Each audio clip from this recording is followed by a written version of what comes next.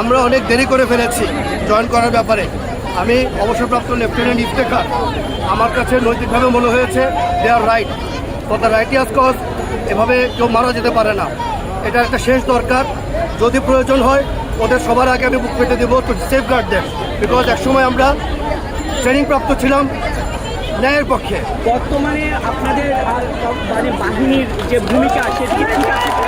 আমি বাহিনীর ভূমিকাতে যাব না, ওরা একটা নির্দিষ্ট নীতিমালার মধ্যে আছে।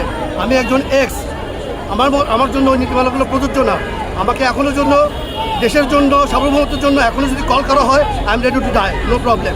সেজন্য নিজের নৈতিক দিক থেকে, বিবেকের দিক থেকে, বিবেকের ডাকে সাড়া দিয়ে আমি ওদের সাথে এসেছি, একাত্মতা প্রকাশ করেছি।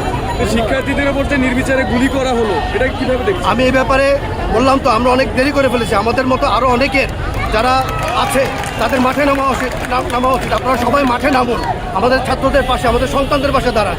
আমি অবসরপ্রাপ্ত লেফটেন্যান্ট ইফতেখার, আমি আমার নৈতিক দায়িত্ব থেকে এসেছি। একজন এক্স আর্মি অফিসার হিসেবে আমার কাছে মনে হয়েছে যেটা হচ্ছে সেটা অন্যায় হচ্ছে। সেই কারণে যদি আমি নিজে একা পারি এদেরকে সেফগার্ড করার জন্য সবার আগে আমি দাঁড়াবো।